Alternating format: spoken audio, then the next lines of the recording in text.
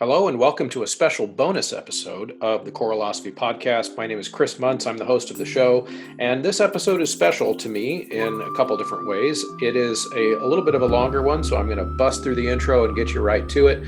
But this represents the first time I've gone on someone else's show that is not related to choral music. I'm so excited about that, and this is a product of a relationship that I've been building over the last few months with a sociologist from Old Dominion University named Roderick Graham. I encourage you to go check out Roderick's Conversations and Perspectives channel, which is the original source of this interview and this conversation that you're about to hear. We talk about a lot of things related to this new kind of hot button topic around cancel culture, social justice, a lot of the things that are kind of dominating a lot of our conversations online. And Roderick wanted to ask me my thoughts on some of those things. And since they are not in a choir specific context, some of you might just decide not to listen to this episode, and that's fine. Although I encourage you to, because I think a lot of these conversations and these ideas that Professor Graham and I discuss in this conversation are completely and totally relevant to a lot of the conversations that we're having in choir land right now around these topics. But then jump over to Professor Graham's channel on YouTube. His is not a podcast per se, it's a YouTube channel. So you can see the conversation happening on my YouTube channel, but you can also see it on his. And we're going to probably do another conversation at some point in the future because we enjoyed talking with each other so much and had plenty still to talk about after we were done. So I hope you enjoy this. Before we get into it, though, I do want to shout out the folks over at Patreon who are making all of this content and all of this work that I'm doing on the show possible. In fact, for as little as $3 a month, you too can join my Patreon page at patreon.com/choralosophy and get access to the behind the scenes content that is published there, as well as a direct line of communication off social media, which is sometimes a really important thing, especially in today's day and age, as you are about to hear us talk about. There are multiple levels with multiple perks that you can access on the Patreon. And let me give a quick shout out to the producer level sponsors on the Patreon page. We have David Kowalczyk, James Mock, Kyle Peterson, Michael Herron, Ryan Main, and Stephen Kathy Kakachik. Thanks, everybody. Everybody over there at Patreon is really making this possible and making this show work. Thank you so much. Without any further ado, here is my conversation on Roderick Graham's Conversations and Perspectives channel. So my name is Rod Graham. I'm an associate professor at Old Dominion University, and this is my channel, Conversations and Perspectives, where I invite people on and have a conversation about them and get their perspective on some given issue. So today I have Chris Muntz, who is the host of Choralosophy and someone on Twitter who I have gotten to know. Now, just in case someone clicks on this and they're expecting to see the Australian jockey, that's not him. I was looking for you because I have to do a little background work, and that's what popped up. Chris Muntz, the Australian jockey. I'm sure you know that, of course. Yes, I've frequently told people that my claim to fame is being the second most famous Chris Muntz on the internet. Yeah. Which is, you know what, I think I've caught my guy because he wasn't that famous to begin with. There's an author, Roderick Graham. And he was very old, so he kind of had the chip stacked against him anyway. So he's not producing a lot of stuff. But yeah. So, all right. Well, let's just dive into it. Now we're going to talk about a whole bunch of stuff. We got cancel culture and free speech, which I think kind of go together. Mm-hmm. And then also we can talk about whiteness and what that means, if it means anything. Right? It may not mean anything. So. This should be fun. So let's start by just let's say a little bit about yourself. Yeah, well, like you mentioned, I do host a podcast. It's one of many hats that I wear. By trade, I'm a music educator. So I teach music and teach kids to sing, which is a field that's kind of under assault right now because yes.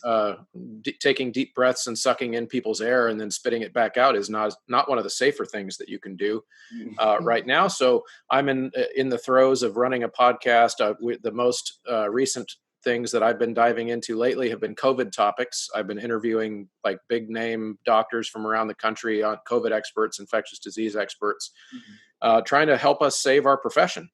figure out the safest way to move forward. And so that's kind of what I've been working on lately. But of course, I'm also very active on Twitter because I enjoy having conversations with people on there. I feel like it's a better app for conversation than Facebook is because it tends to bring less dogpilers on that haven't been participating in the conversation, if that makes sense.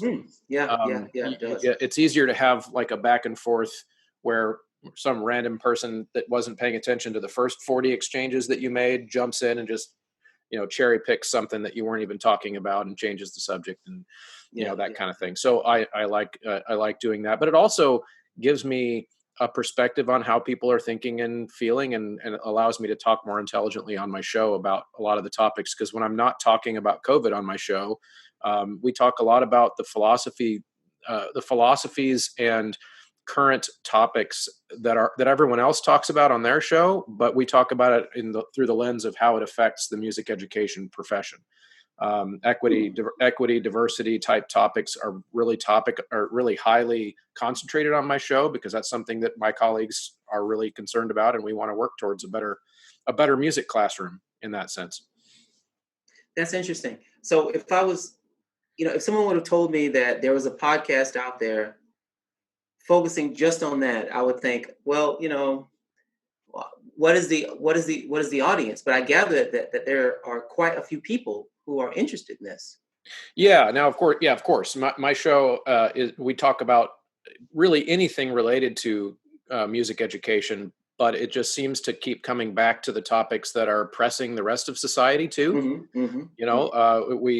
It's hard to think about anybody's job and not think about how their job intersects and interacts with the culture at large, right?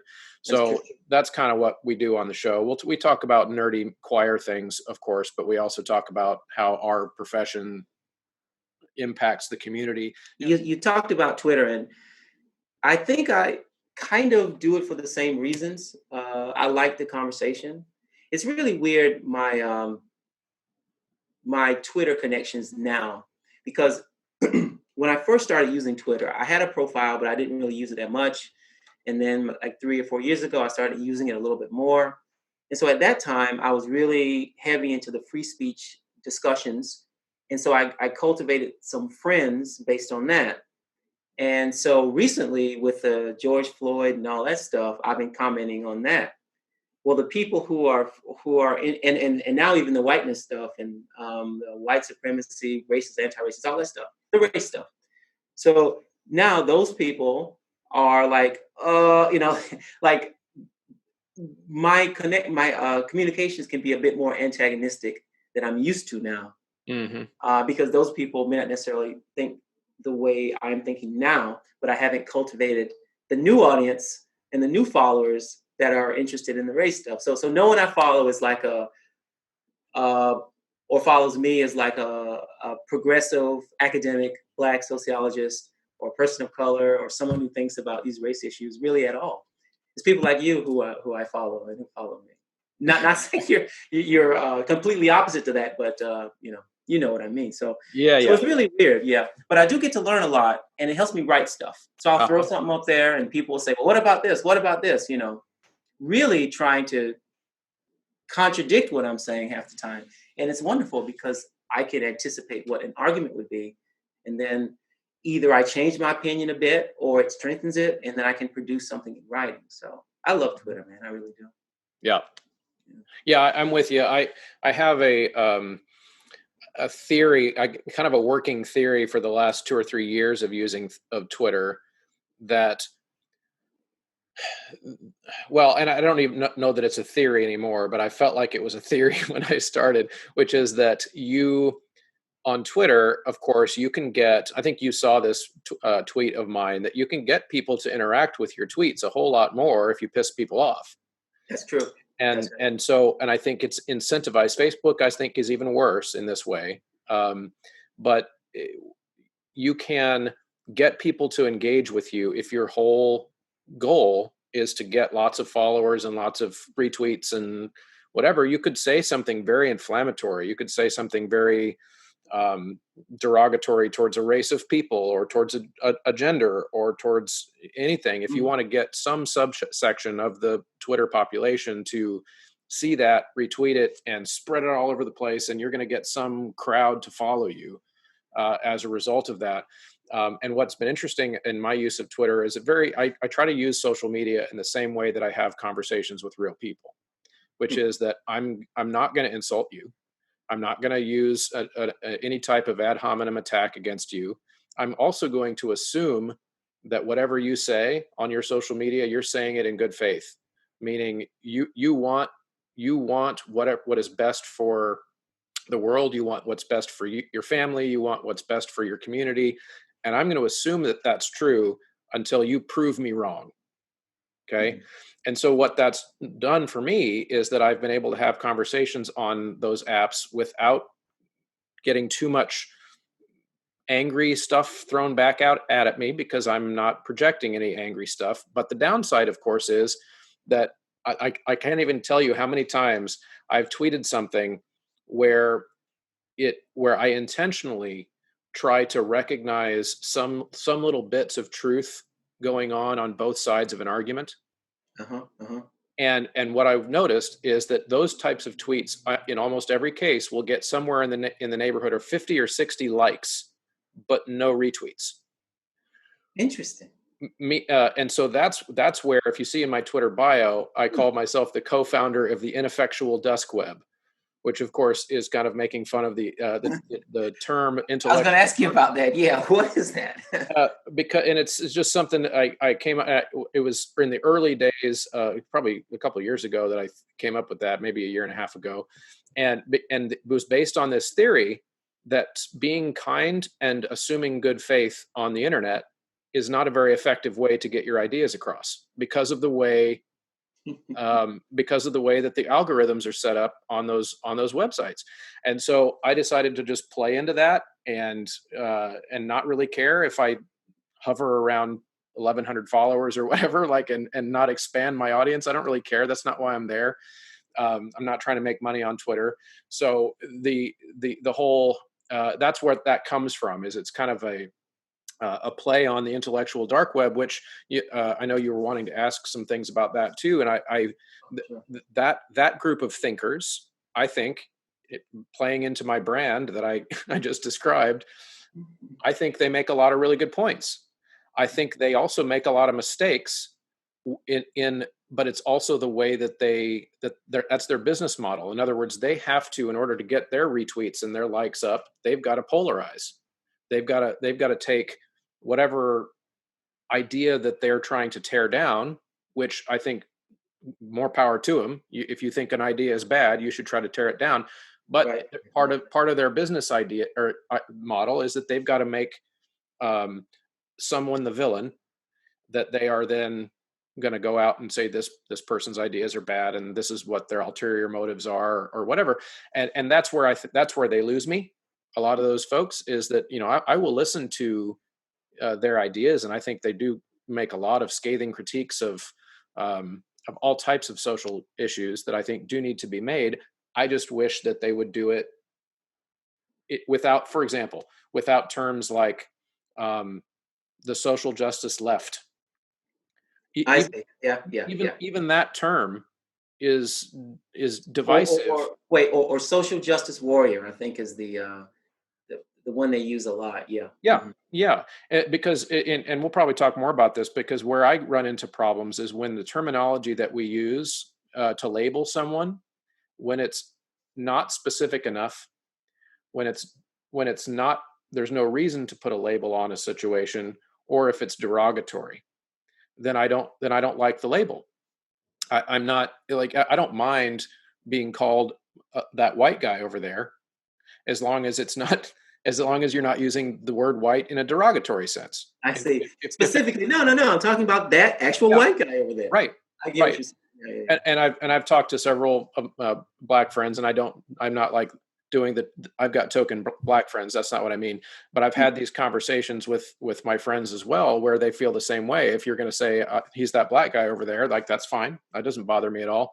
But if you've got some kind of twinge in your voice when you say the word black, then then That means something different. Yeah, yeah, that yeah. might mean something different. And so I try to use the same rules, I guess I could say, in real life as I do on Twitter. Yeah, I was really excited about the IDW some years ago. I can remember when Dave Rubin first started his show, and I was like, "Oh man, this is great," because I felt even though it may appear on the outside that I'm a very uh, leftist, social justice type, in reality, I'm quite conservative when it comes to like family structures and this type of thing. Um, Personal responsibility in this and these issues that tend to go with the Republican Party. Okay. So where does that place me? I don't know because economically I'm very progressive, but then socially I'm kind of conservative. So I was happy to see something that presented itself as different. Right. And so I was like, yeah, I want to see what this guy's talking about. And so have you watched Dave? You know Dave Rubin, of Yep. course.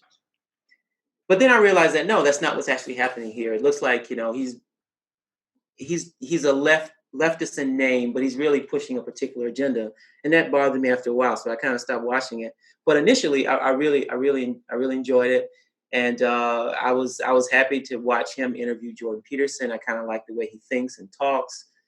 He's got this odd persona, and it was just interesting. So I like listening to him. I had a problem with them firing Brett Weinstein. I think it's Brett. Yeah, Eric's the older one. So Yep. and Yep. so I was like, oh, this is terrible. We'll talk about the canceling later.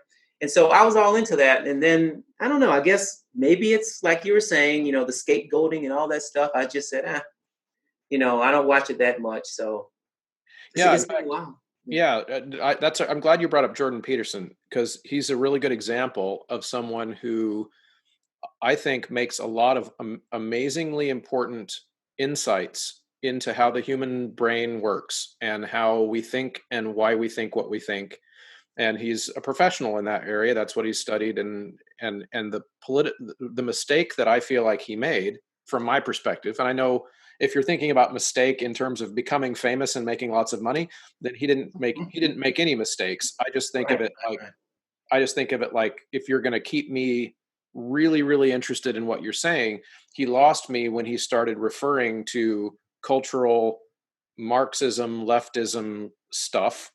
And the reason for that is not because I think that he's necessarily even wrong. It's just that it doesn't do any good to talk about it that way, because if you talk about it that way, most people hear the word left and they think liberal, Democrat, American politics spectrum. So I'm going to be against whatever Jordan Peterson says because he's against the people on the left. Okay. Uh-huh. Well, then you've automatically cut your audience in half and you've become a partisan hack at that point. Why not just talk about the ideas themselves? Why not just talk without putting a label on them? I feel like he could have achieved very similar things just by not applying a derogatory label or what people feel like is a derogatory label to what you're talking about. And then people from both sides of the spectrum could have that conversation and they could be involved in the conversation. And I think ultimately that's where I start to kind of draw the line with the content that I choose to interact with. I'll listen to anybody. Like I'm not afraid of anybody's ideas. And this is where I That's do. very rare, though. I can tell you that's very rare. Well, Most people look for their comfort zone. yeah, I'm a weird guy. I'm a really weird guy. Um, Join the club, man. yeah. Well, and so with ideas, if the way I think of it is that if I'm going to engage with somebody's ideas, I tend to gravitate or have my own personal bias. I know that no person can escape confirmation bias totally. Nobody can be completely objective without factoring in some parts of their upbringing or their. Now it's cool to call it, your cultural, I guess. Lived experiences or Yes, something. your lived That's a very experiences. common way. Yeah. Right. Yeah.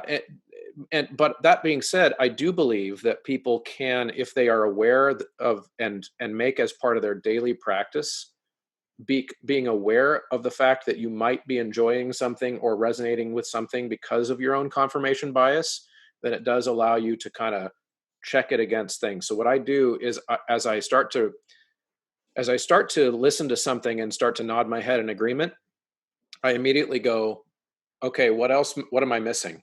I assume I'm wrong. I Mhm. just assume I'm wrong.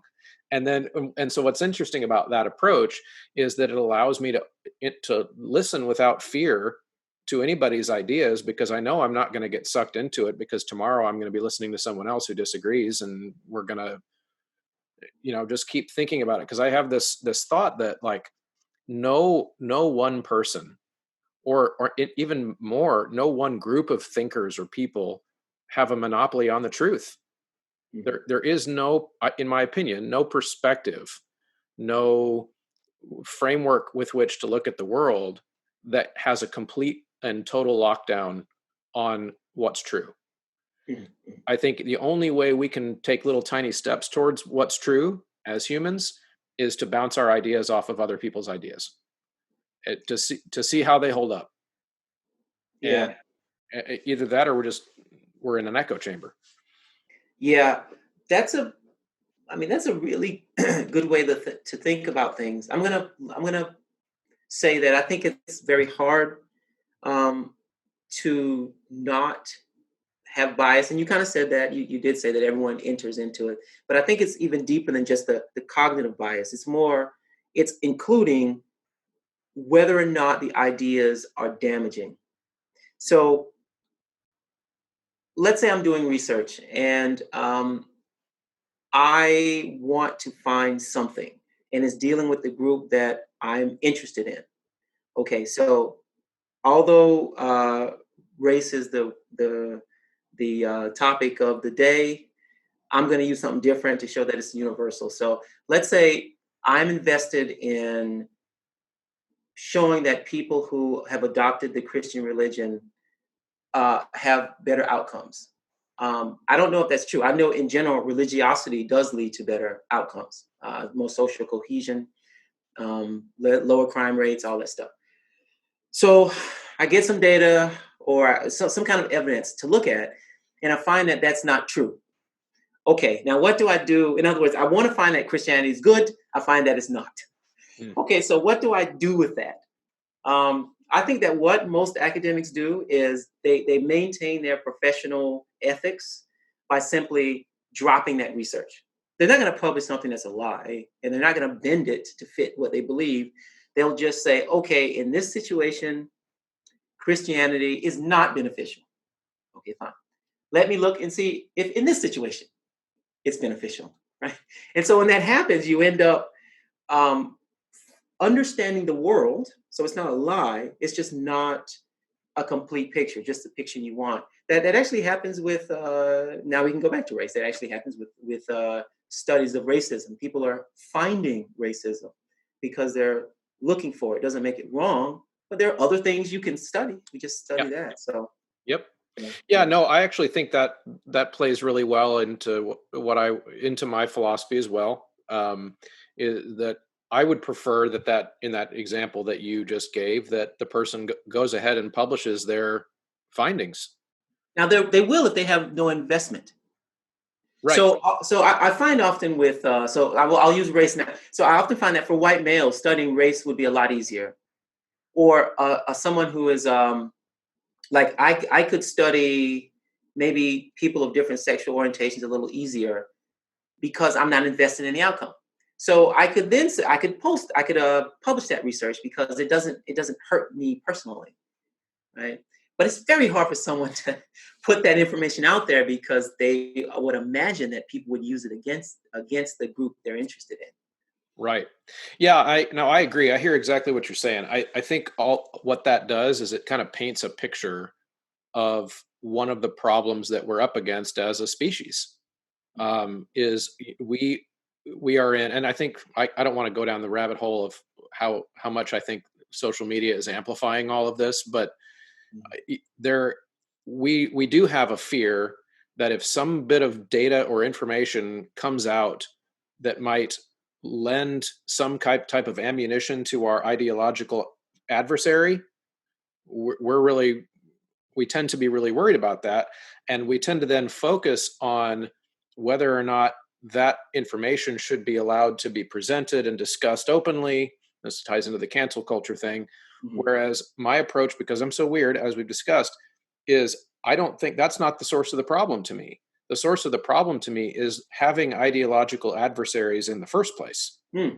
Meaning, I know no, we're not all going to agree, but it ties into. Well, let me see if I can explain it this way. I'm going to take us back directly into some of the social justice stuff, if that's okay, because I think this is like a really good example.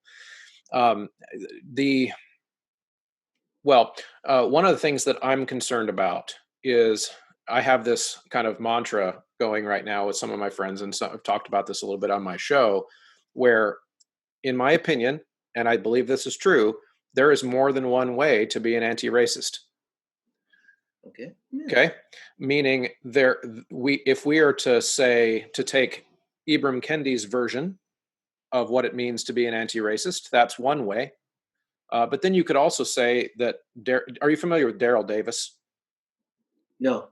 Okay, so Daryl Davis is a guy. He's a black guy that has made his whole life's work through accident. If there's a documentary about him, I'll send you a link afterwards. He's made it his whole life's work to go to the homes of KKK members and just get to know them. Wait, how does he look? Is he a heavy set guy? He Yes. did like a TEDx thing? Okay, I Yep. saw him. Yeah, He had a TED Talk. Yeah, he had a TED Talk. And over 20 years or so, he's gotten about 220 KKK members to turn in their robes and leave the Klan and start to think of him as and other people of color as humans, Mhm. because they had been indoctrinated and cultured through their upbringing to not see humanity when they see a person with dark skin. And then Daryl goes and basically says, "I'm here. How can you hate me if you don't even know me? So get to know me, and then tell me that you hate me."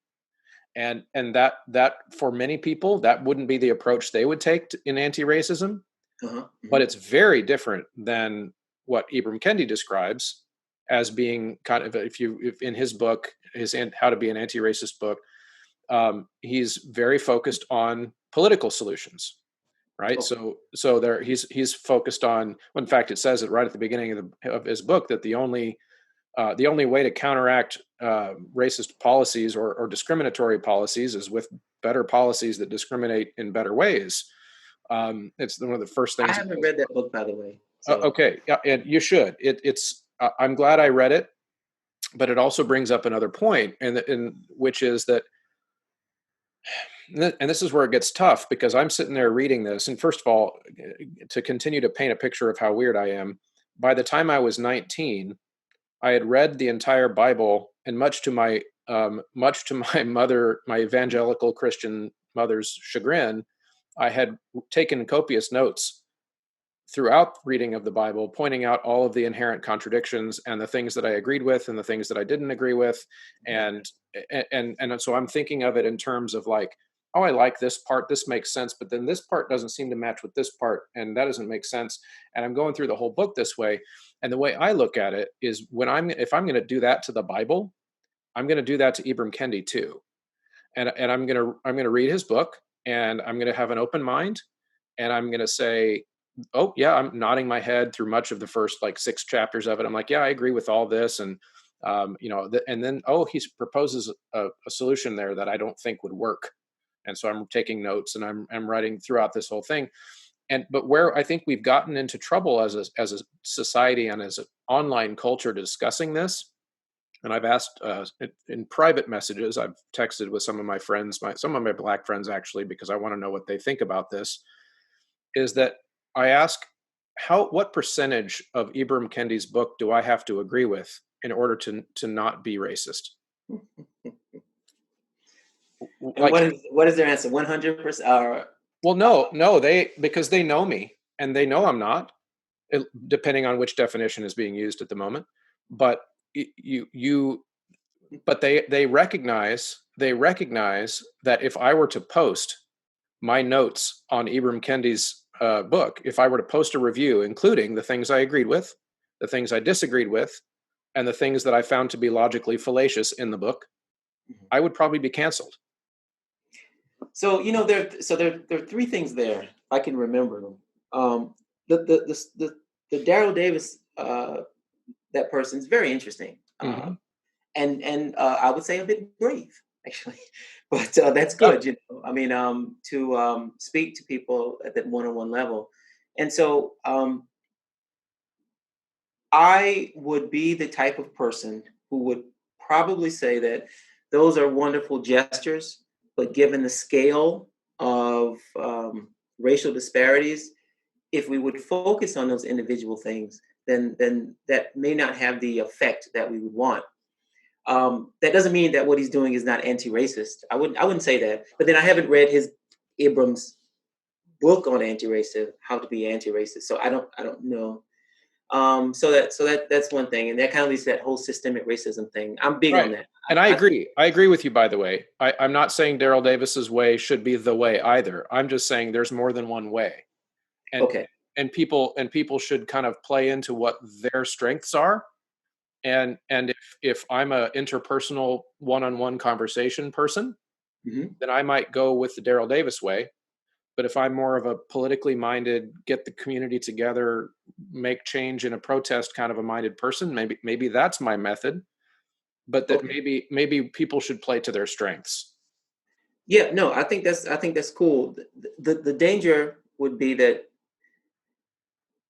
if you do those individual things and leave it at that, then when a policy comes along that might positively impact Black people, then you may say, well, I don't need, I've done my part, so that would be a danger. And that is actually, that has happened in the past, in the 80s and 90s. There was a sense that, we don't need to do anything else.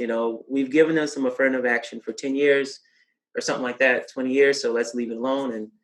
And the reverse started happening. People were very punitive towards Black Americans, Yeah. with some justification. And so we can talk about the crime rates, because it's a complicated story that if we, I don't know, we're not even supposed to move in that direction. So maybe we don't want to go in that. But things are more complicated than we make out. But yeah, Yes. you're right about that social media stuff, man. And I don't think that's a function of how most people think. I mean, I No. think both you and I agree that it's a function of social media. So Yes. yeah, you post that thing up there, everyone's going to share it and talk about it. They don't know you from Adam. You could be the nicest guy in the world, and they're going to go and say, well, this, slur guy, he shouldn't be teaching our kids. I can't believe it's going to go from you sitting down, relaxing one night, to you being a racist person teaching kids how to be racist. Fire. You're going to lose your job. Everything. You're absolutely right, man. And that's a sad state of affairs. It Yeah. really is.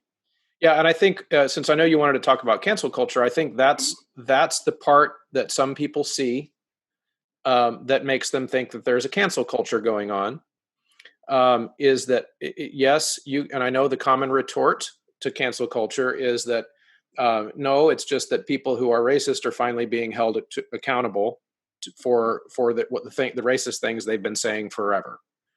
And I think the tricky thing with either of those positions is that I don't think either of them are true, which Okay. which means, like, okay, so think of it this way: are there people who have been caught and been held accountable through social media that in an older world, less technological world, would have just continued getting away with being a racist? Yes. Mhm. Yes, there are some of those. But are there also people who, by almost any objective standard, did nothing wrong other than had something taken out of context and had it travel around and go viral on social media and had them lose either access to something that they were doing for a living or be removed from some kind of prestigious post? That kind of stuff happens too. And so to me, the question of whether or not there is cancel culture or whether or not there isn't cancel culture is the wrong question. It's to what extent is there cancel culture happening? Because it happens sometimes, but it doesn't happen other times. And I think most of the best critiques, and I feel like I saw you say something on Twitter to this effect at one point too, where, and maybe I could be thinking of someone else, but I thought it was you, where you brought up that some of those things do happen, but they don't happen enough Like they're kind of like an isolated incident. Do you remember saying something like that? Um, I don't know if I tweeted something, but yeah, I think they're overblown. Yeah, Um, right. the total number, I mean, it's not as much as we think. I mean, we got like what is it, 370 million people? I mean, for a couple of hundred people to be canceled, actually, it might be more than that. But it doesn't suggest that there are these witch hunts going on all over the United States. But look, there's fear. I mean, I know eventually if I do enough talking here, and eventually this racial period will pass, and there'll be other topics we're talking about, which I would be happy to talk about. I'm going to say something that will cause people to think something's wrong with me. Hmm. Um, they won't call me a racist. I'm kind of immune from that, I believe. But who knows? They may say I'm sexist or homophobic or something. So what I'm thinking is, one, I need to develop some strategies going forward. So the first thing I already know, I think that it's not simply the one instance. It's that one instance combined with other things that they may have done, combined with how they are with people, and so in their everyday life, and so that then leads to not just the social media, but people around them agreeing that yeah, something's screwy. Like that Barry Weiss thing, she left, but for years, people have the writer from the New York Times who was on Joe Rogan, and she has these very controversial views. And I get it; she's a journalist; she should be able to have those views. But if the New York Times would have fired her, I would have kind of understood it because they've got a paper to run, and she's consistently taking these views that the majority of the population finds detestable. So, okay, back to me. I I believe that if I do one thing wrong, it would be okay, even if it was shared, and I immediately say, "Oh, I made a mistake here. These ideas, these things I'm talking about, I'm trying to talk about them in a certain kind of way, and I'm sorry if I offended this or that group. Um, I'll try again next time." I think in most of those cases, it's okay. It's the people who already have a history, and they say, "No, this is my free speech." They don't want to do anything about, and then they get canceled because people pile on, and their employer can't defend them. Right. Yeah. No, I think that analysis I agree with, and and that's kind of why I said that the asking does cancel culture exist or not is the wrong question, and it's really becomes more of a quantitative question, and that's kind of hints at what you were saying. If like you've got 370 million people, and this is maybe you could come up with a list of like 300 people that have been canceled in the last couple of years or whatever, and then in you could even break down those 300 and how many of those were actually canceled, or how many of them just couldn't do this job that pays a lot of money anymore, and now they're doing this job that pays a lot of money. You could, if you were to siphon that down and find the people who actually went from riches to rags because of being canceled online, then you'd probably have a pretty small group. But that doesn't mean that the culture of fear isn't out there. You're absolutely right. Yeah, and yeah. and if you think about it, and this could get maybe, and I'm never afraid to have you punch back at me, by the way, Mhm. but I think you could have the same exact question and same exact line of thinking to analyze things like rape culture. You could have the same conversation around systemic racism. You could have meaning, does racism exist? Yes. Is Mhm. there racism that's kind of baked into certain things in the American system? Yes. But could you also have a conversation that there are some parts of American life that are not affected on a day-to-day basis by racism? You could also have that conversation, at which Mhm. point it becomes a question of degree. To what degree is the American system racist? To me, that would be a better question. And I think the social justice movement, and I'm going to use Beverly D'Angelo's term here. She calls Okay. it critical social justice. Okay.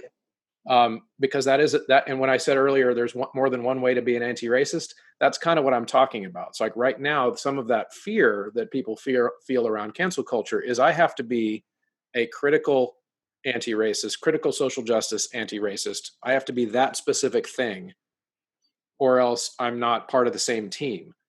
And I think that's detrimental. So in other words, I would like, and of course I'm white, and so like you mentioned earlier in our conversation, there are certain parts of this that I recognize that I'm detached from a little bit, meaning some of the outcomes don't necessarily affect me or my children the same way that they might affect you or your children. But at the same time, I want to be on the team. Like, I want to be on the team that's making a better world, even though I might disagree in some areas with Beverly D'Angelo, and I might disagree in some areas with Ibram Kendi, and I might personally resonate more with Daryl Davis because I like to talk to people, Uh-huh. you know. But I don't want to be told that I'm not on the team because I don't use that lingo and I don't use that way of that framework from which to look at it. So your experiences are more, I won't say valid, but you would be able to speak to that more than I can, because I don't, I've never felt that I've had that problem.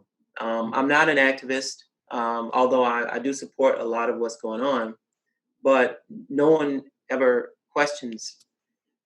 I'm not even sure in what context that would occur, right? When would there be a situation where you're doing something and someone says, "Oh, this isn't the right way"? I don't know. I mean, Online conversations. online conversations. Okay, Yeah. okay.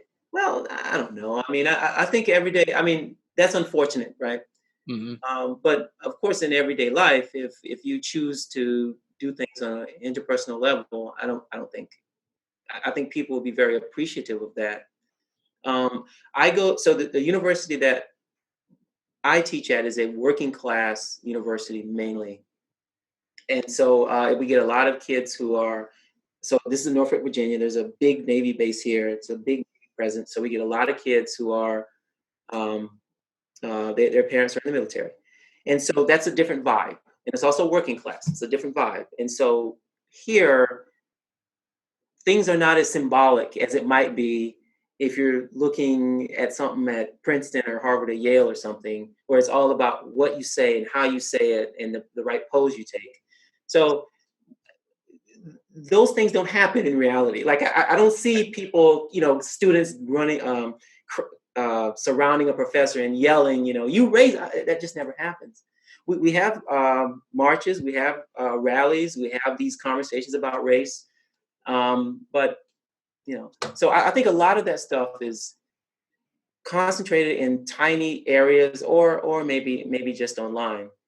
But the thing you said about fear is important, man. It really is. I Because we were talking in this way that was really just like quantitative. 300 people being canceled, but that has nothing to do with the actual fear that people have, Right.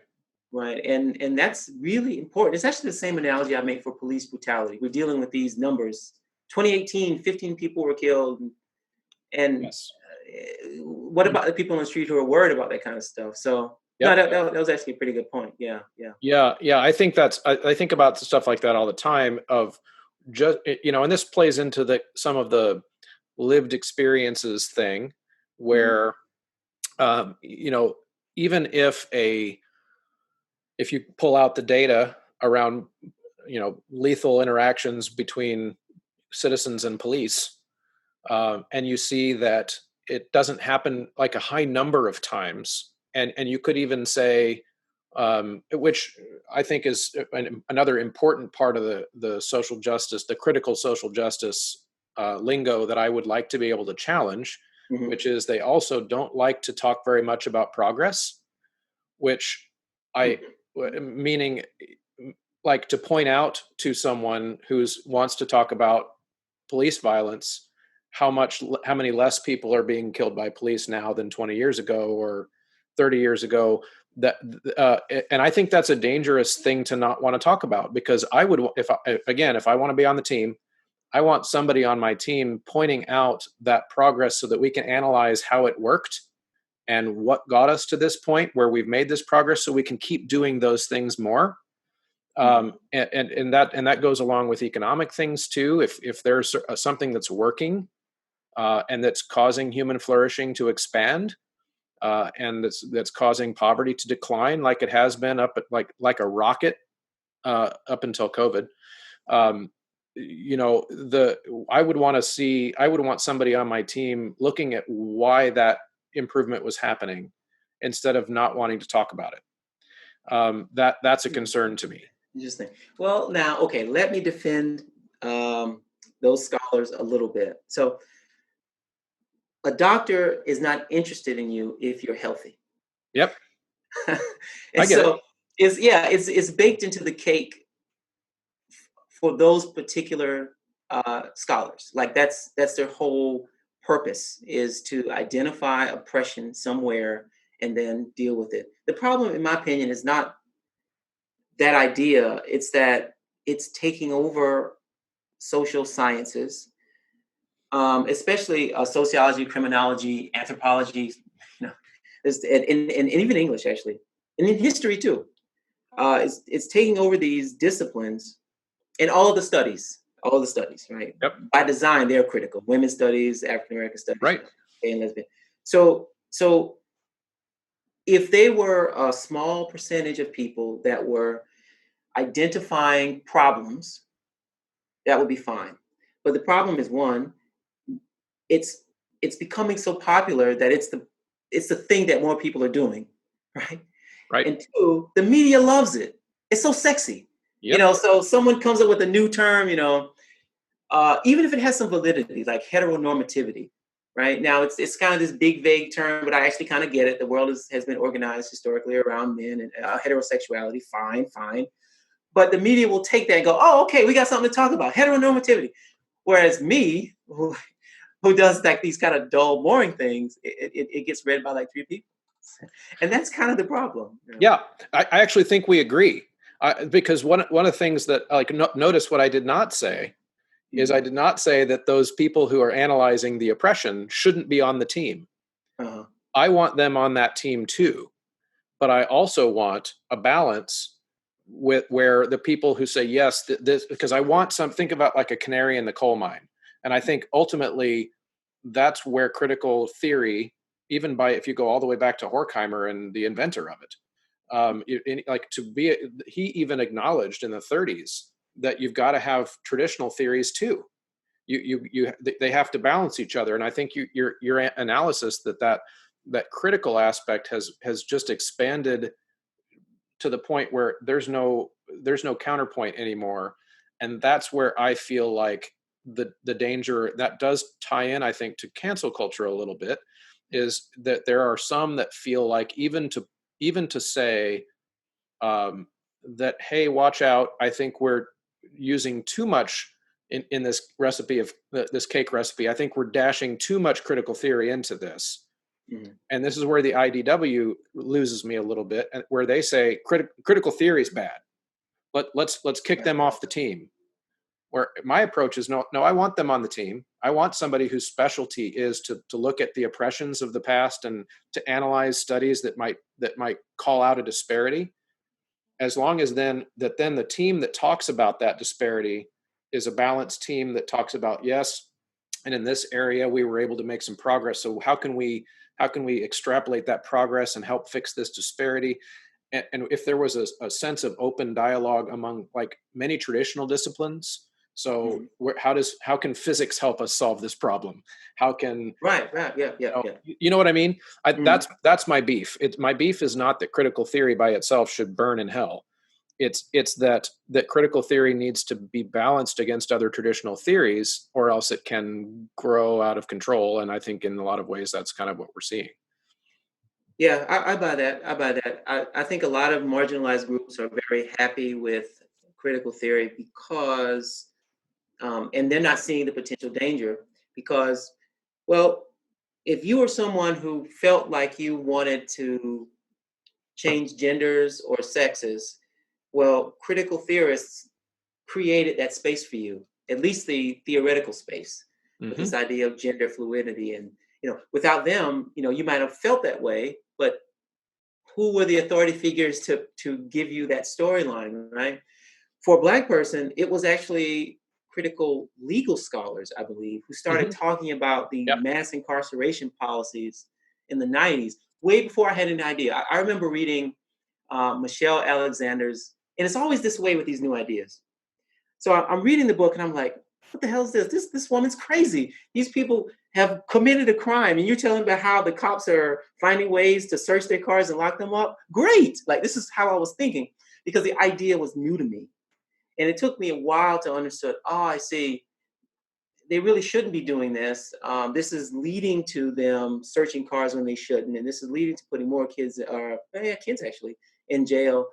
You know, so these kinds of ideas, they can be screwy, a lot of them, but they help so many people that, yeah, I want to keep it. But I'm with you. I'm with you. After you identify the problem, then you need policy, and you can't get that with critical theory. Yeah, I agree. It's critical theory is designed to tear down That's right. essentially. That's right. And so you can't build something back up with critical theory, because and that's where we're starting to see now almost an online meme. Of course, the people who are anti on the, yeah, I guess you could say anti social justice, or SJW, because they use the derogatory term, like to point out examples of how, and again this is all language that I don't like to use, which is why I have so few followers on Twitter, but they like to they like to use the examples of how the left is eating itself by, one group criticizing and canceling another group from within the left. And again, that's a function of the fact that critical theory can't build; it can only tear down.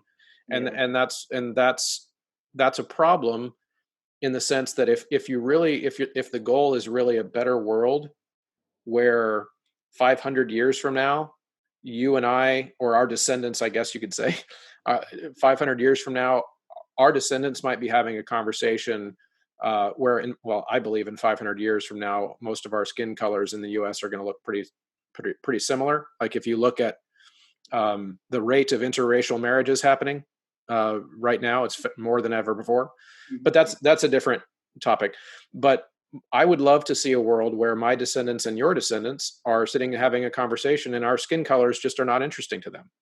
Like, it's just not interesting at all.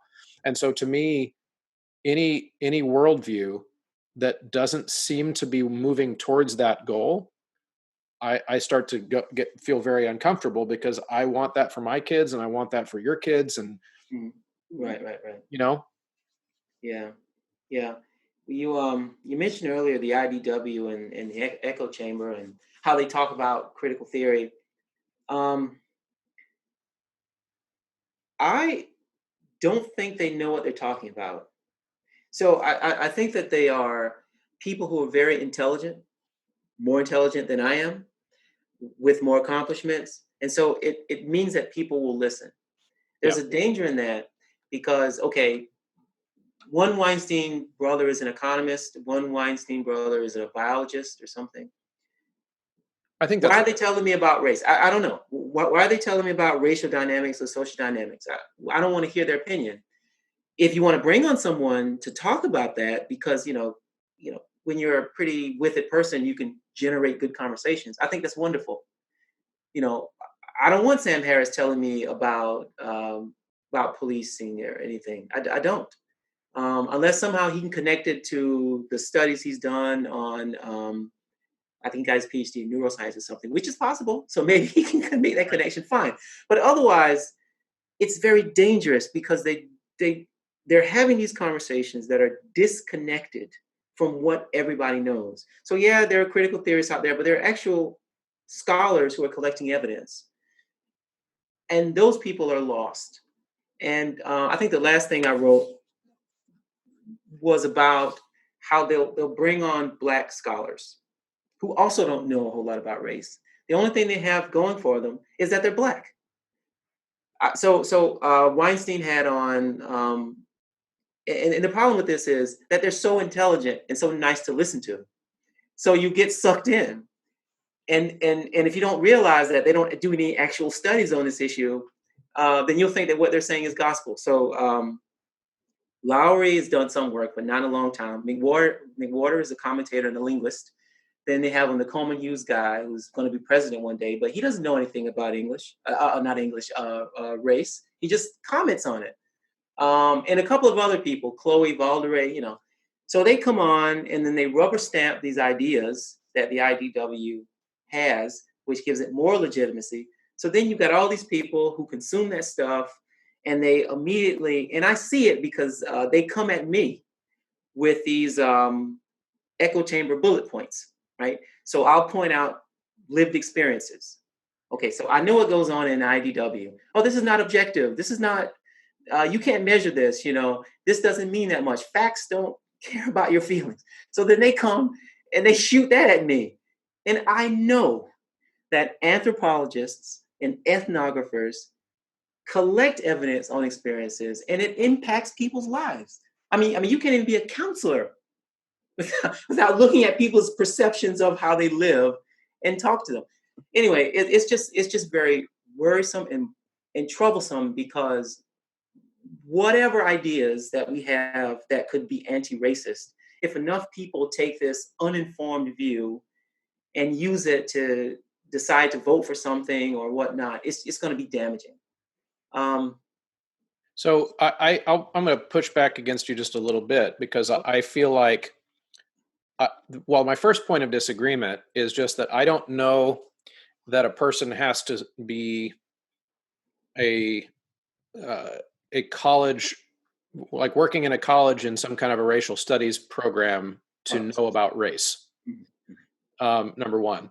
And number two, I think that all those folks that you just listened to or you just listed, I don't really hear a whole lot of dangerous ideas there unless this kind of ties back into what I was saying before, unless they become the only ideas.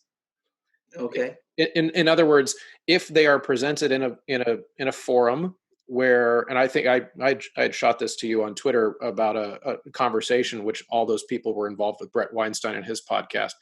That's right. That's the one I'm thinking about. I listened to all 2 hours of that, and I found things, just again, this is typical of whenever I listen to something, I found stuff I agreed with and stuff I didn't agree with, but I didn't find it dangerous because the way it was presented, the folks in that episode, in that conversation, were frequently also disagreeing with each other, right? So throwing back, hey, no, I think you're wrong. In fact, some of the people on the panel for reparations, and some of them thought reparations are a bad idea. Okay, I have to watch this then. Yeah, and I didn't expect that at all. Right. And so the reason I say that is because I think it goes back to what I said when we first signed on. I'm not afraid of any ideas unless those ideas become the monolith idea that everyone has to have.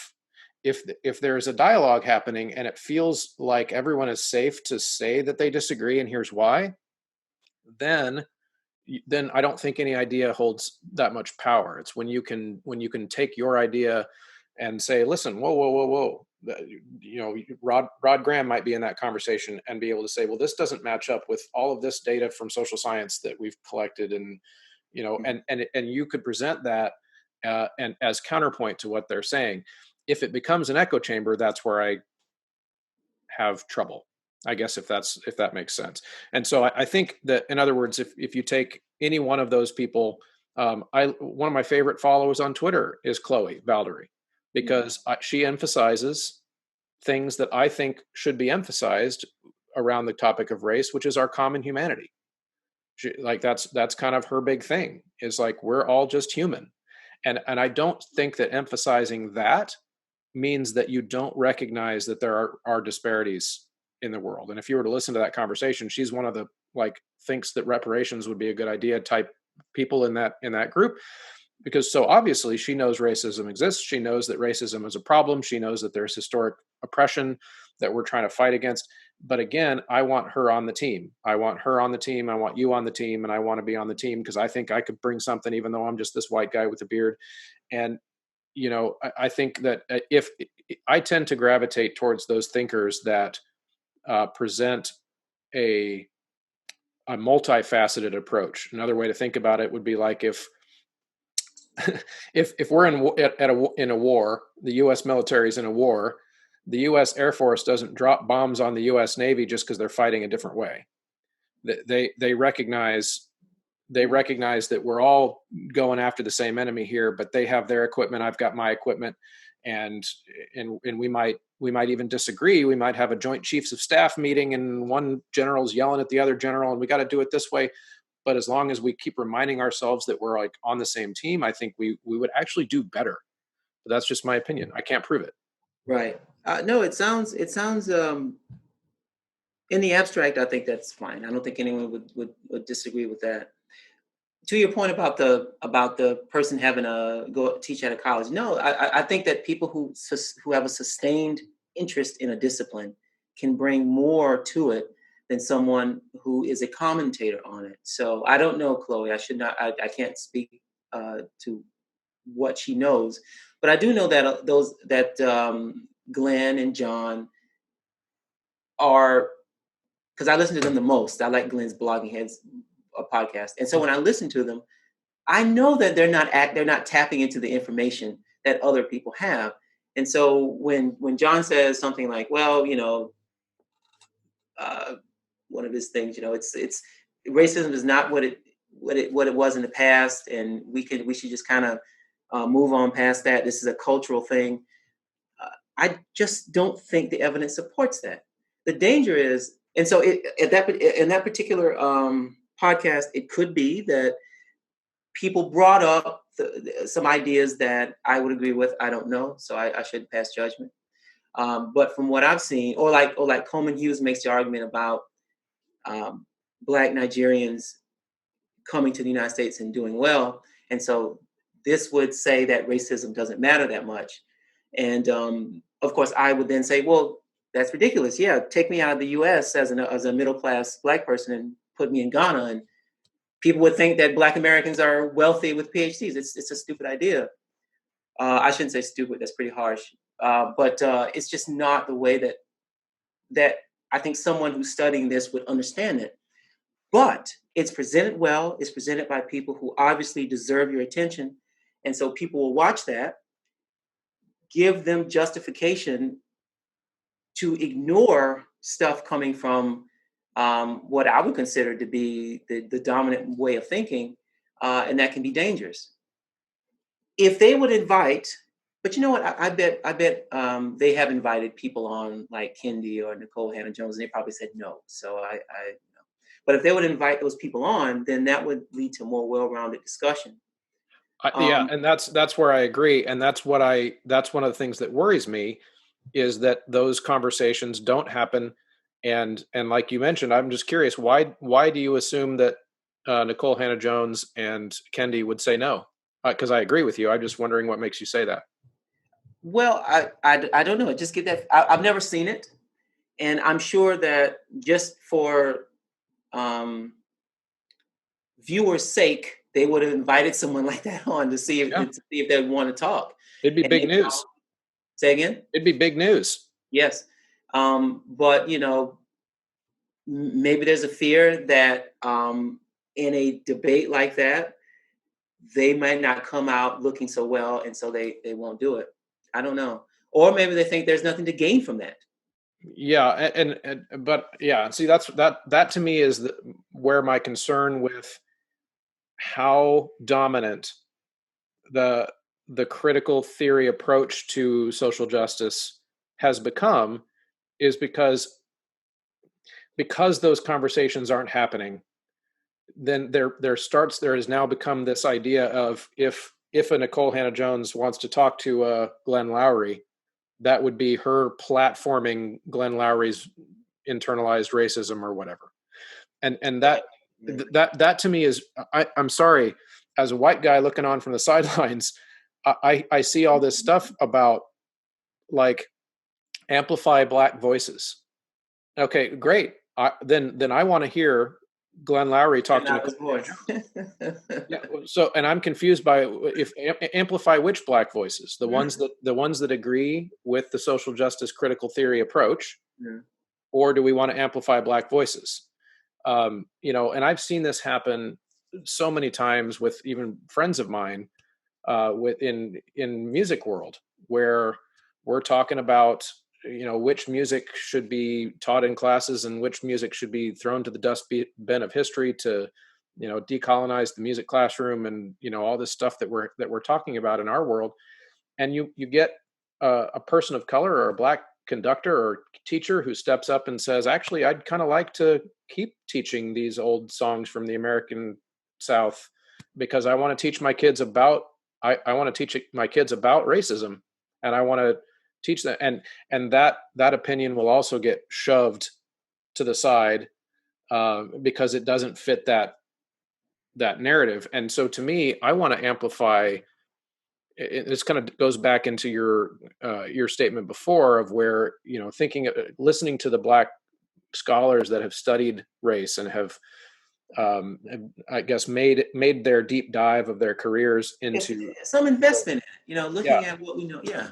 Now, I agree with that, but that being said, I don't think that, I would love to see, that would be pay-per-view that I would love to see, is I would love to see one of those commentators, if that scholar is the one who is so superior in their knowledge, then I would want to see them challenge their ideas against somebody who disagrees. To me, You know what?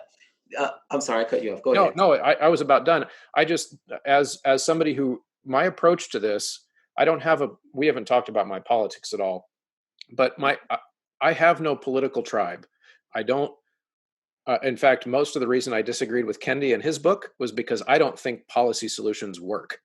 I think that most of the time, whenever government tries to do something, they make it worse. And so, Sounds very conservative to me. well, you'd think, but Uh, I'm not a conservative either. I want government to do things that I think government can do well, and putting a policy into place where they're going to have to predict the reactions to that policy of 370 million people, at a federal level, that sounds scary to me, because so the idea that, and that's kind of where I differ from Kendi, is he wants all the solutions to be policy solutions. And I'm thinking maybe there should be some policy solutions, but do they all need to be policy solutions? Is that the only thing that's gonna help us here? I have trouble buying that. And so I want to, my goal with the way I think and talk about this is, do I think it's going to work? It's not which side is right. It's not which side is wrong. Which scholars are from which universities have their theory proven correctly. mhm. That's not interesting to me. What's interesting to me is whether or not I think it's going to work. And the only way that we as a society will know, or not even know, but have the best idea of what's going to work, is if we have this critical social justice group, and they've got their ideas, and then there's a group, I don't know if you want to call them the IDW, I don't know, but have this group that I don't think those are the right ideas, and let them talk about it in public. Okay, so well, when you mentioned scholars and commentators talking, immediately what popped in my head was the conversation between Candace Owens and Mark Lamont Hill. I'm sure you know Candace Owens. You may not know Lamont Hill, but he's a media studies professor, a communications professor. Mm-hmm. But he deals with issues of police brutality. That was very bad for Mark Lamont Hill, because Candace Owens can talk in bullet points and slogans, whereas he, as a professor, does the same things I do. Well, there are 2 points, you see, and so by the time he gets to the second point, Candace Owens has thrown a zinger in. Right. And so it looks like, oh, Mark, this guy doesn't know what he's talking about, but he's really the one with the real understanding. So Yeah. I actually would not want to see, well, no, Glenn Lowry and John McWhorter are not that way. None of those guys are not that way, but not them. But let's just say a commentator and an academic. Those, I don't know if that would work well. But you're right about. No, Oh, go sorry. ahead. No, it's your turn. Yeah, you're right about the. We're so polite here, you're right about the different ideas, and we need to talk about them. Does it all have to be Kendi's way? No, it doesn't, and I actually don't think so. Really, I think that if I were to talk in a school, and I'm standing up in front of an urban high school full of Black and brown kids, working class, poor Black and brown kids, I would say, look, the world is in your hands. You have to take personal responsibility. You need to go out and work as hard as you can. The world is not giving you anything, right? I did it from being not dirt poor, but pretty poor, and you can do it too with really no talent. So if I'm standing here, you probably have talent, you can do it. Okay, so but then I would turn to the so that's the kind of the individualistic personal values solution that I do think Glenn Lowry likes to talk about.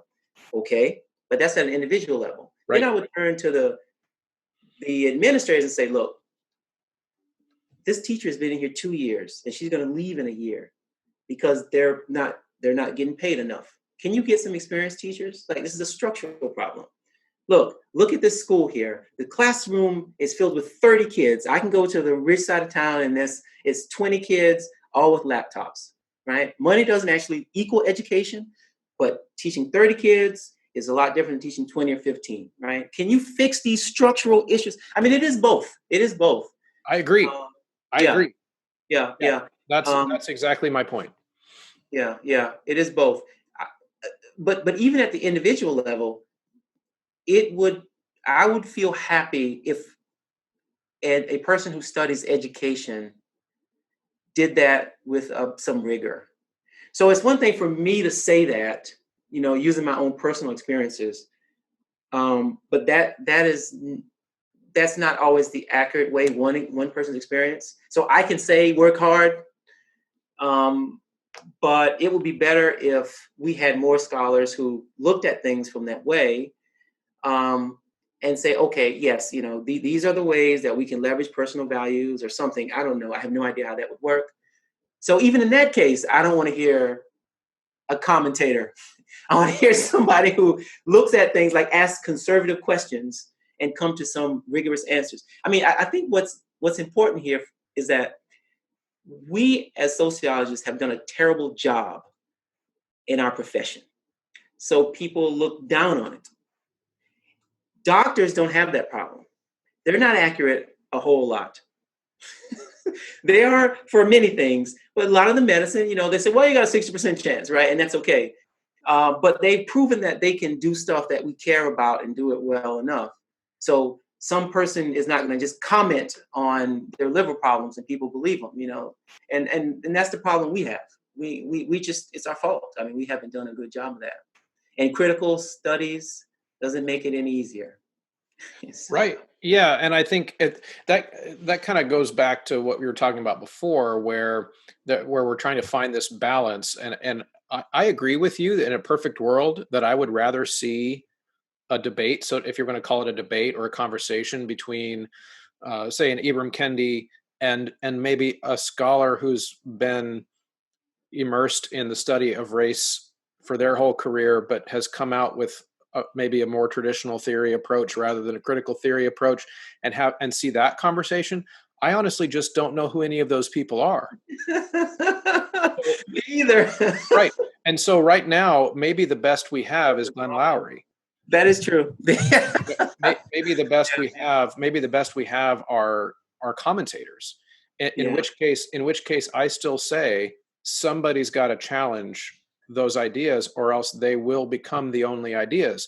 At which point, I could even paint you a scenario where any idea, if it became the only idea, would become dangerous. So I could imagine, I think about weird thought experiments a lot. So what if you took an idea that was so innocuous as wearing the color red is the only way that you can be healthy, right? And then that idea became so widespread that everyone was wearing red, to the point where one person decides to wear blue and they get thrown in jail or whatever. Like we do this as humans throughout history. If we lock into one idea and have it be the only idea, that tends to foment extremism. It tends to foment almost like a fundamentalist type of approach to things. I could take this. I know the analogy of critical social justice to being a religion has crept up around there, and I think there's some validity to that. If you're talking about people who only will have conversations with other people who think from that framework, then that to me sounds very much like Well, I'll tell a personal story. So my wife grew up in the part of Idaho that is the most Mormon per capita of anywhere in the world, more so than Utah. Wow. Um, and what one of the observations she made is when she moved from that part of the country to the Midwest, where there are Mormons where we live. There's quite a few of them, but they're in the minority. And she noticed right away how different it was speaking to a Mormon person when they are in the minority versus when you speak to a Mormon person when they are in the 80% majority in Idaho. Just the way that their whole demeanor is different when they know that they're in the minority. And I would argue in a lot Wait, of is it ways. what's the difference? They're more guarded or clannish or No, what? less. And I'm trying to. I hope I don't get her in trouble. My goodness, if any of her friends watch this, but You don't it's have to worry about that. yeah, because no one watches, right? Yeah. So no, the difference is that the Mormons where she grew up tended to be more fundamentalist. So meaning there was just less room for anyone around who didn't agree. Like getting ostracized from the social groups, getting if Mhm. you know how many times she was told in high school by a boy's parents that she liked that, well, you might as well break up with her now, she's not Mormon, you're not going to marry her later anyway. Okay. um, that kind of stuff.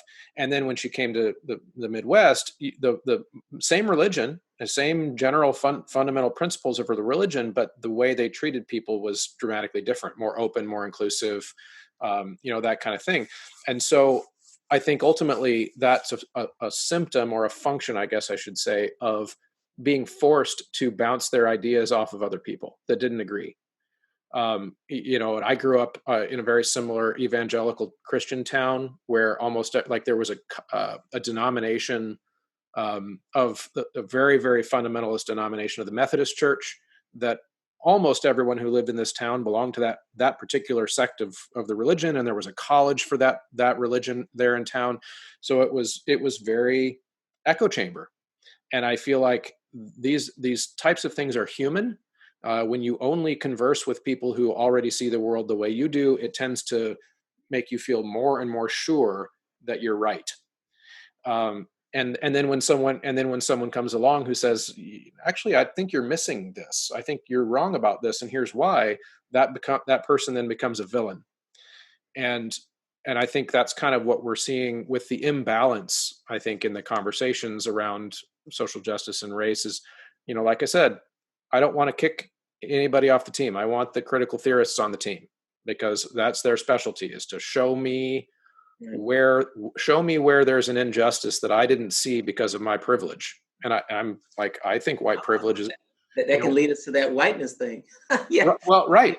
And Yeah. I think you could imagine that I've got now after talking for over an hour, is I've got probably some nuanced thoughts about that too. I think white privilege exists. Absolutely. Oh no, Absolutely. I'm talking about. Well, sure. No, we can do the white privilege. Yeah. That's okay. That's okay. Now, but just to be clear, now critical theorists are still the minority in social science. So we do produce some hard data. So it's not just critical theorists that are thinking in this way. What often happens is the ideas that they have, like white supremacy, because that's not a measurable thing.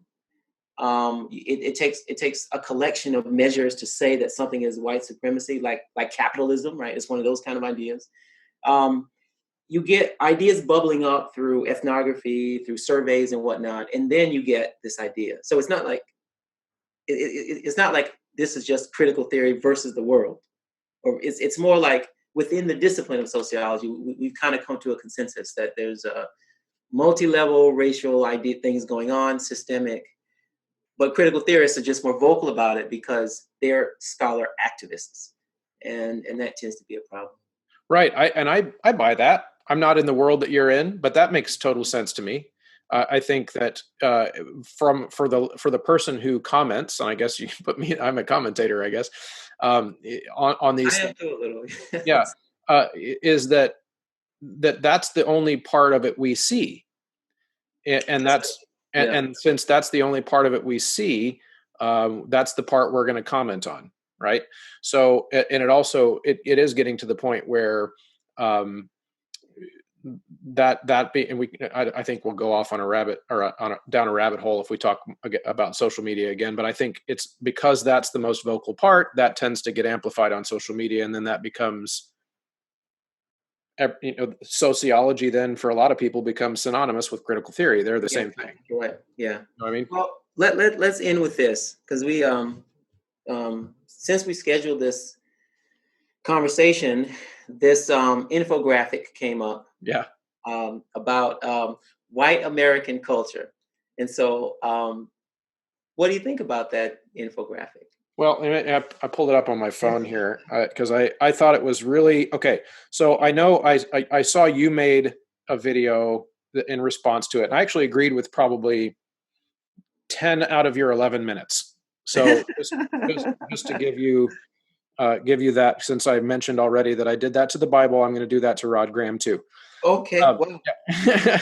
and by the way, the way, in my way of thinking, the fact that I do that to your ideas, this is so weird probably for most people. I feel like I'm complimenting you when I approach your ideas with a hair comb, like, and I'm going to go through them. You know what I mean? I think that we're used to that. It's fine. Right. And I had that same conversation about the Kendi book. Is for me to simply read his book and smile and nod the whole time would be like the most profound insult that I could pay to a thinker. Is if it would be like, your ideas don't warrant my skepticism. Like, I'm just going to not even think about them. That to me, and again, I'm weird, that to me would be insulting. So anyway, I watched your video and I agreed with most of it. My big, I think, beef, and these are a couple things that you brought up in your video too, is that if you took any of the bullet points by themselves, and things like emphasis on science, the family structure, those types of things, a work ethic, like they call it the Protestant work ethic. But but if you were to take any of those things, you could find almost every culture on the planet that values those things. So to put that under bullet points that are labeled white culture, I think could be unintentionally very condescending to people who aren't white. Okay. Okay. So wait, before you continue, why is it condescending? Well, it's almost to take all these things that most people, sorry, I got a siren going by. Taking a lot of things that most people, I would argue most people of any skin color would look at. Are you a hard worker? Do you value your family? And do you think that science is real or is important? Okay. And most people of any skin color would be like, yeah, no, I think all those things are awesome. But then I put it on a chart that shows that these are white things. Okay. I don't. I've say it like that. Well, but that's what the chart says. I'm laughing because I really didn't think of it that way. But I totally see it. I was thinking of it as just, okay, these are characteristics that white people have. That's how I thought about it. Right. Not that they own those things. But yes, I can see if somebody would look at this and go, what are you talking about? I work hard too. We work like the dogs in India, right, by my house. Yeah. So right. Okay.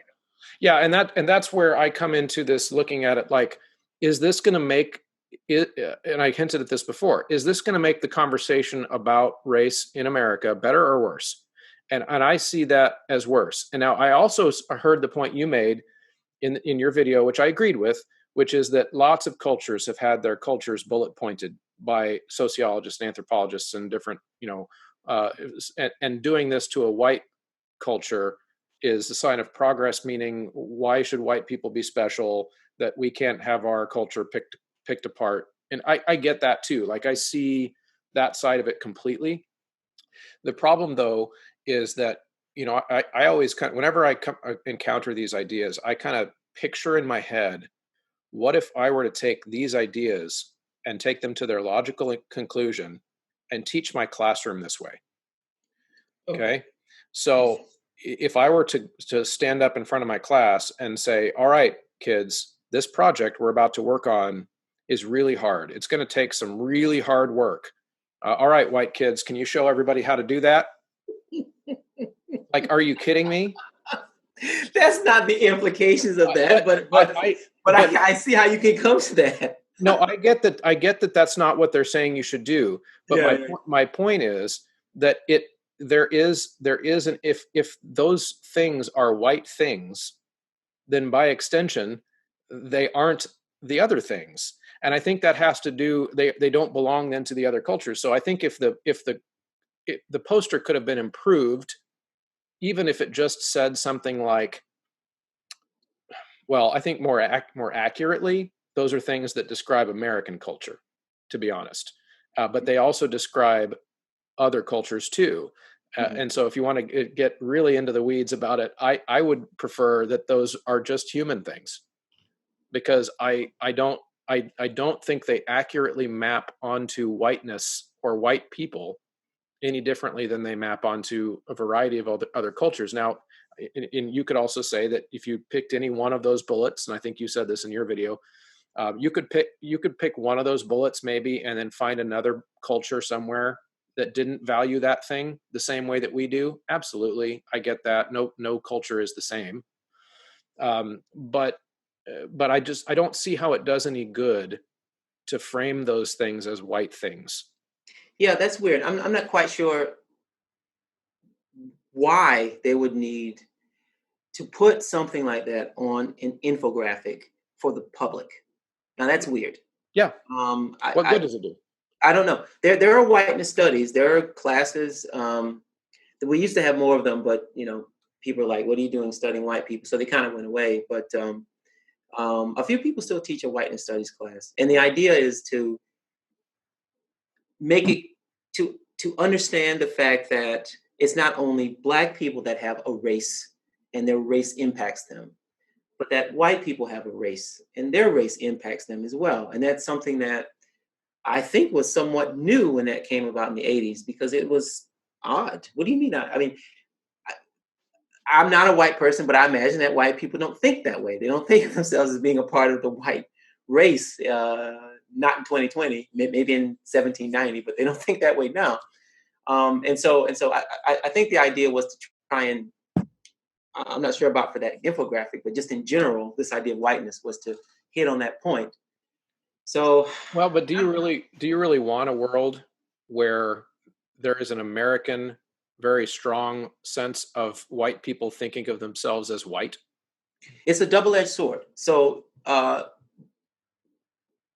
by alerting whites to their whiteness, then you get a sense that, okay, because I'm a white person, I could be doing these behaviors that damage non-white people. If you don't see yourself as white, then you may think that, okay, I'm just living my life. What the way the world is just the world. I'm just the universal man or the woman. But if you embrace the fact that you have a culture, you have a race, like, or a group, it doesn't have to be race. Actually, it could just be you're a social group, like Japanese, Black, Hispanic, whatever.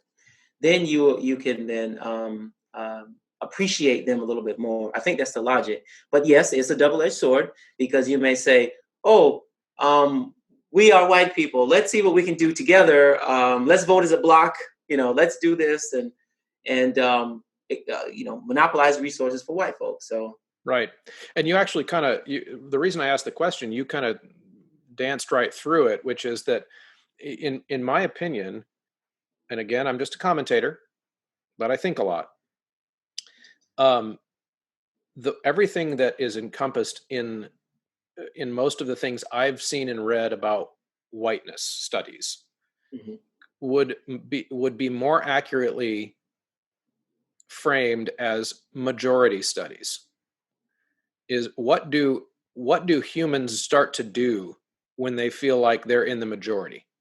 What types of privileges do they confer upon other people who are in their group when they're in the majority that they don't when they're in the minority?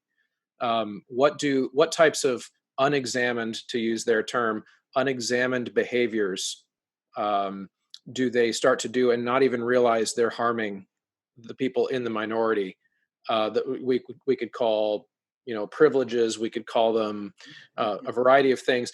And I would say that that field of study would become a whole lot more useful if it was framed in terms of, hey, not because of the color of your skin do you have these tendencies, because there's nothing in your genetics as a white person that's making you do this, but because you've lived in a majority group for your whole life, you've not realized that this, because again, that the context of being white in America is different than the context of being white in Beijing.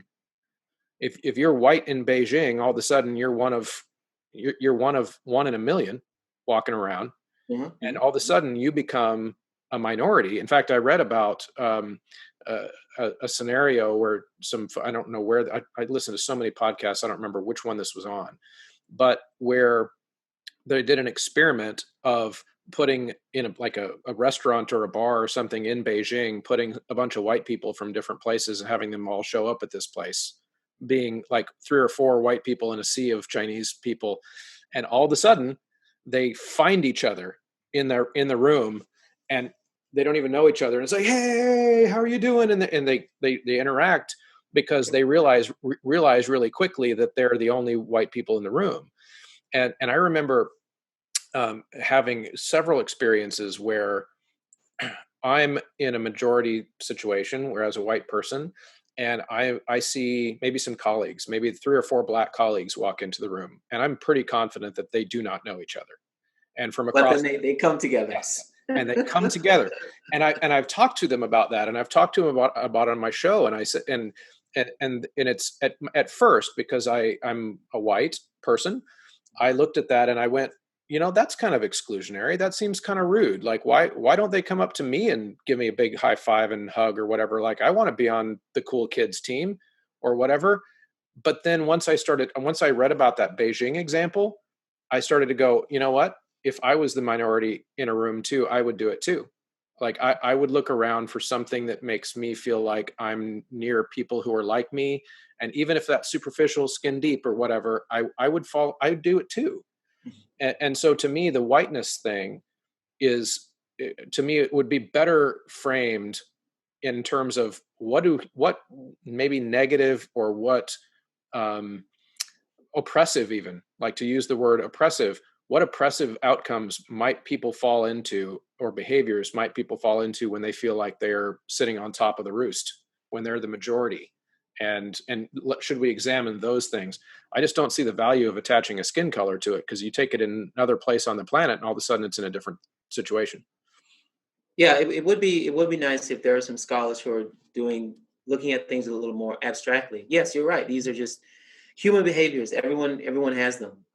So it would be beneficial if there are a group that also that did that kind of stuff. Majority, minority studies. Yeah, Yeah, sure. because you could test it across the planet. You could look at how scenarios where, like I mentioned, the Beijing example, I think this is correct, that China is still like the most ethnically homogenous country on the planet, meaning there just isn't very much diversity ethnically there still. And you could probably study that. You could go to some African countries maybe where white people live there but are in the minority. What types of dynamics happen there? Of course, you'd have to factor in colonialism and the effect of. Yeah, I was going to say it would be a little different, because around the world, anyone who's read a book or watched television will assume something different about white people in their country than about Black or Hispanic or Asian Right. people. Yeah, I get that. I'm enticed by some of the ideas where, have you read Thomas Chatterton Williams's book, his Unlearning Race book? No. His description of just going over to Europe and experiencing how differently people over there think about race, is to me is very compelling, because it's been my experience too, as I've traveled quite a bit. And the way we talk about race in the U.S. is unique to us. That's changing as we export our culture and That's true. our scholarship, but they, in different parts of the world, they don't have the same baggage around race that we do. Right. And so to me, that would be more valuable. And here's and I know we're trying to wrap this up, but No, yeah. the reason I care about that, again, is because if we were to frame, for example, if we were to frame whiteness studies as majority studies and detach it from race and from a skin color, we might avoid what I fear happening, which is that would be some white people, and maybe a fairly sizable group of white people, that are not analytical like I am. They're not like I'm not. I don't care how much insulting stuff about white people I read on Twitter. It's not going to make me hate people of color. Okay, but I think there are people who might, who might see a lot of this like whiteness framed as negative, and start to go, screw you, I'm voting for Trump or whatever. Well, I thought that was already the norm. I'm quite positive that many people have those internalized feelings, but that we've learned over time to not express them because of the penalties. So I don't. Right. I mean, you're right. Maybe more people, but I'm quite sure. And often people who would still vote Democratic for other reasons, they would still have these negative opinions about Black people. Right. And all I mean is, like, I just don't want to grow that group. Uh-huh. I don't want to grow that group by somebody casually looking on Twitter and seeing people, insulting whiteness or whatever. And then all they think about it, they're not having conversations like you and I are having. They're just seeing that on Twitter and going, wait a minute, this is just Why my is skin. insulting? Like, it's not even a negative. This is my thinking. I think that white people just are not used to seeing themselves as white people. That's always been something historically that's been pushed onto others.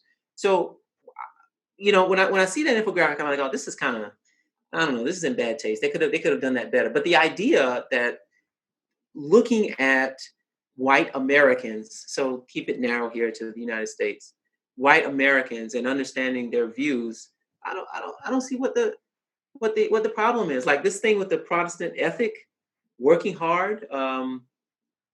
I was getting to this conversation with Pam about it, who actually came and talked to me on my show. Yeah, I watched that too. Yeah. She she pointed that out and said, well, what's wrong with working hard? Right. And of course she would see it that way because she's born in the United States. We as Americans, with white people sort of exemplifying this and producing this culture, which as a Black person, you tend to adopt. All minorities will eventually adopt the dominant culture. So we can call it American if you want, but to me, it's parentheses white and then American, if you want to do it that way.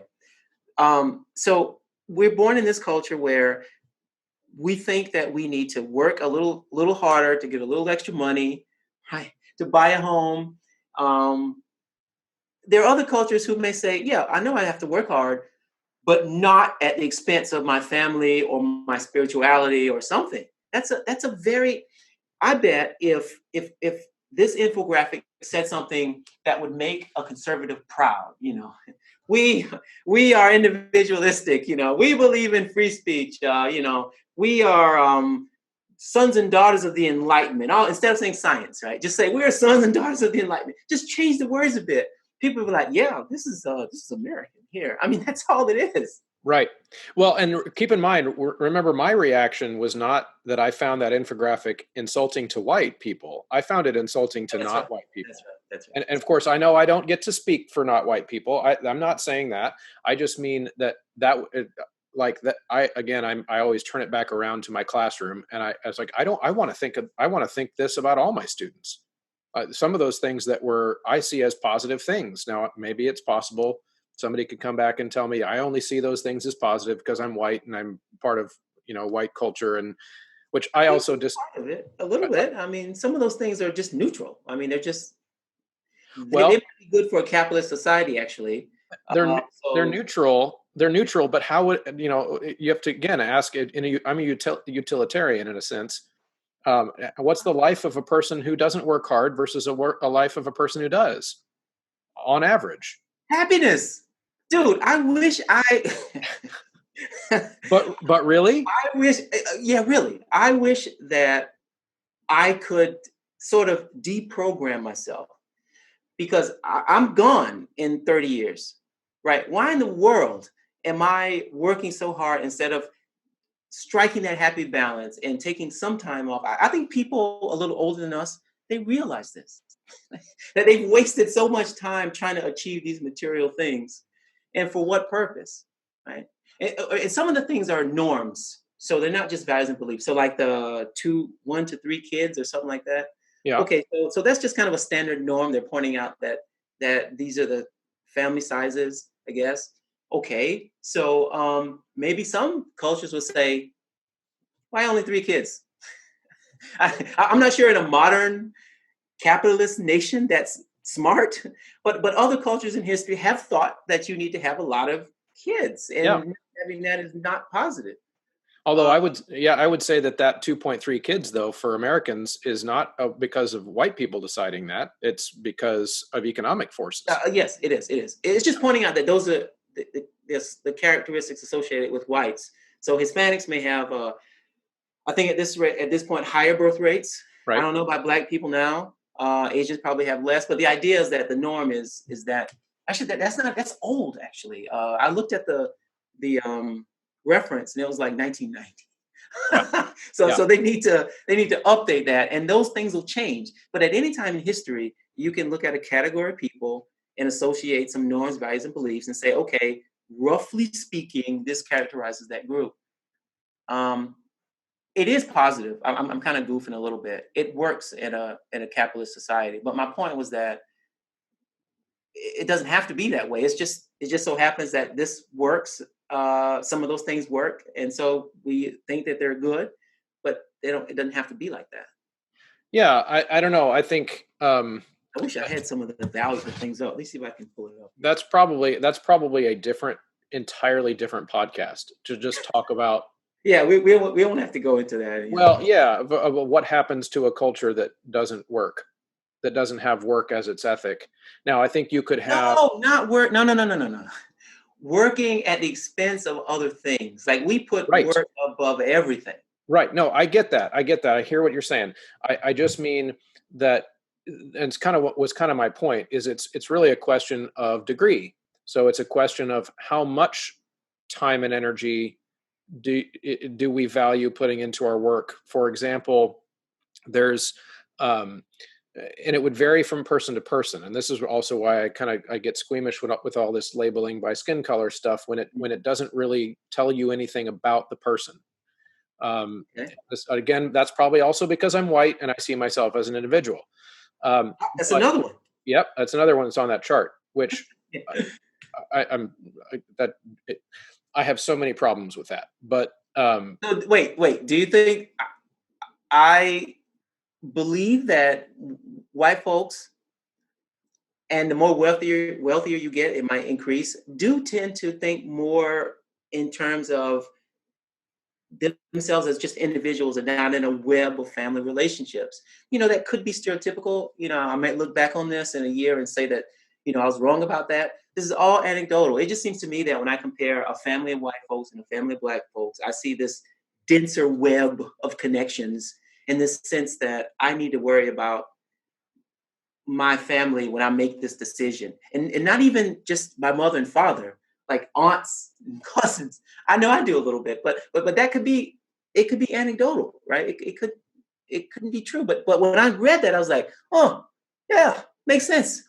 yeah, well, I think you and I might be operating on two different definitions of what individualism is. Mm-hmm. Which I've found, as somebody who is an unapologetic individualist as a philosopher.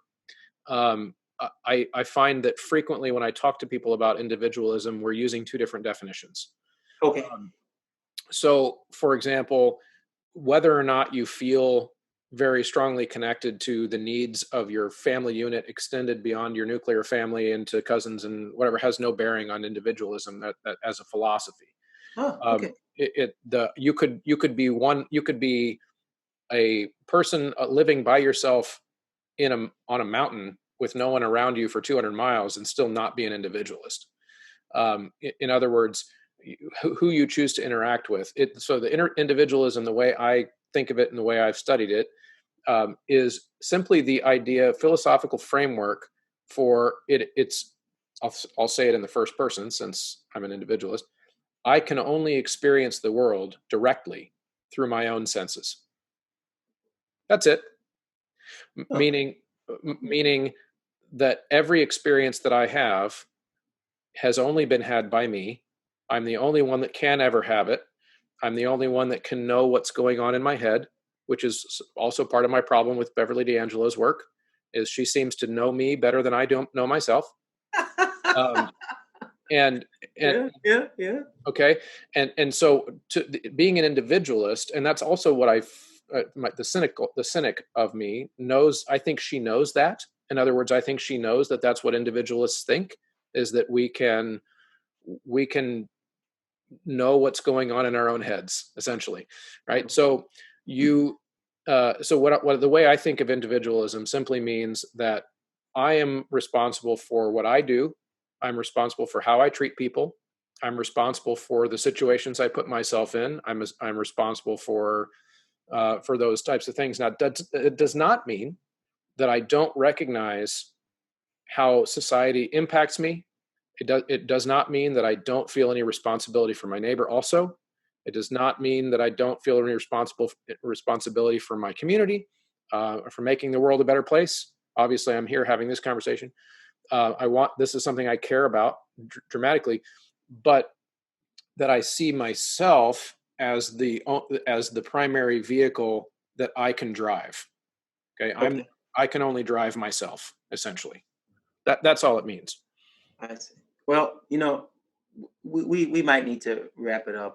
I've taken about 2 hours of your time. I can tell you, this is officially the longest conversation I have had on my podcast, and maybe in my life, because I just don't talk to many people this long for a long period of time. I don't go to bars and hang out, and talk to people. So right. No, it's fun. I enjoyed it. Yeah, I did. I really appreciate it. It's a testament to your conversational skills. So I really appreciate it. Hey, yeah, that was lots of fun. And I look forward to continue to politely interact with you on Twitter. And I will, I can make you, whether you like it or not, I can make you an honorary member of the Ineffectual Dusk Web. Okay. As we count me in. Yes, as we continue to hover around 1,200 followers and try to speak kindly to people on the internet. Okay. All right. Thanks a lot for sticking around to the end of the conversation. As always, if you are still here, you're probably one of the diehards. And I know that not everybody has the attention span to sit through and think through complex topics, but if you are still here, you get a gold star. And I think that if you're still here, that probably means you got something out of this episode. So I would encourage you to do what you can to help me support the mission of this show. Share episodes, like episodes, leave a review in the Apple Podcast app or on Facebook on the Choralosophy Podcast page. There's tons of ways you can do that. Also, of course, don't forget to head over and show your appreciation to the sponsors of the show. We've added a new one recently, mymusicfolders.com. We have ryanmain.com and graphitepublishing.com for your sheet music needs. We've got vocevista.com/choralosophy for your software that you can get in time for next school year, downloaded to your machine, that can analyze all of the overtones that your singers are making and show it to them on a screen in a beautiful spectrum analysis. And then, of course, we've got sitereadingfactory.com. School year starting up soon. Make sure you get your kids the membership and use that Choralosophy discount code at all of those websites when you check out, so that you can let them know you're listening to the show and also save yourself and your school program some money. So again, thank you so much for listening. I hope that you stick around. I am really excited to continue to pump out this content for you, even as the school year ramps up, and who knows what that's going to look like. Hang in there, guys.